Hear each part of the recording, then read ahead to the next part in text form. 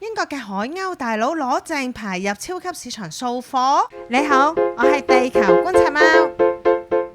喺英國有一班生物已經完全融入咗人類嘅社區，有好多人覺得佢哋係班賊，錯啦。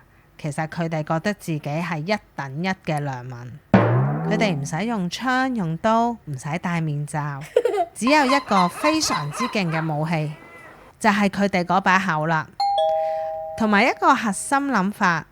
喂，我攞嘢啊，已經跟足晒你哋人類嘅程序㗎啦。好，我哋依家就即刻睇下呢班海鷗大佬，佢哋係點樣融入個社區嘅。首先，我哋先去呢個超級市場睇下佢點。嗱，睇下呢隻企喺超市門口等自動門開，仲熟過啲阿婆推車。門一開，慢慢行入去，左望右望，好似話：今日有咩特價先？行到薯片架前面啦，揀都唔使揀噶啦，一咬一啄，轉頭就走人，完全係 VIP 式掃貨。你以為佢哋怕人捉？冇喎，佢哋仲斯斯然咁樣行過去收銀，完全冇理收銀員噶。因為喺佢哋個腦裏面根本冇俾錢呢個邏輯咯，佢只係覺得，喂，我攞我要攞嘅嘢嘅啫，又冇阻住你哋做生意，我係咪好識 do 先？你以為佢哋淨係識得偷薯片，咁你就太低估咗佢哋啦。有時連成份厚切三文治，佢哋都照樣成份一啄就攞走。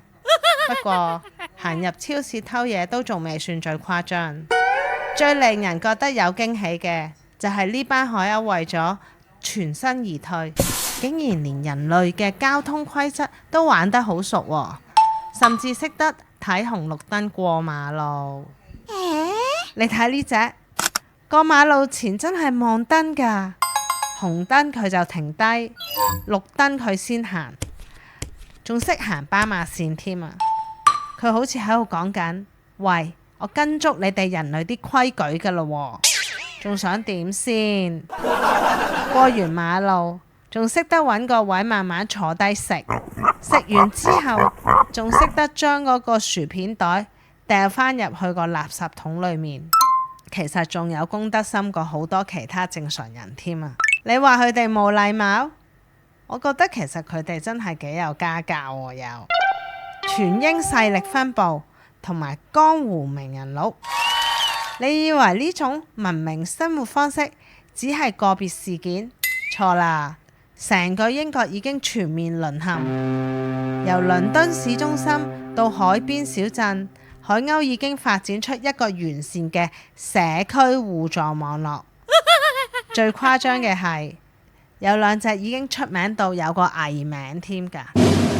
好，第一隻蘇格蘭 Aberdeen 有一隻一代宗師叫 Steven Seagal， 佢專攻便利店芝士薯片，出入有如鬼影，紅到全英國傳媒都爭相報導佢。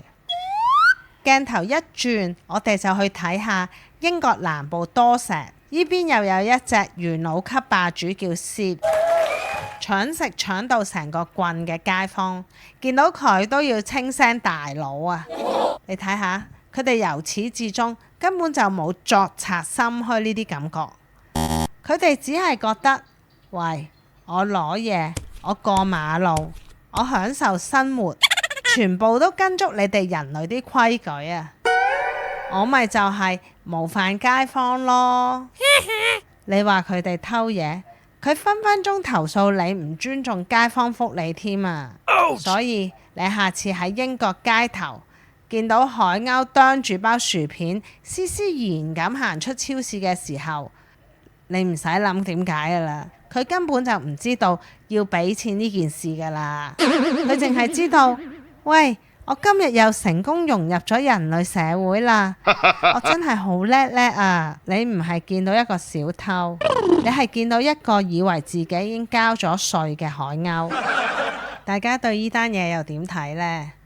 歡迎大家喺下面留個言，發表下意見啦〜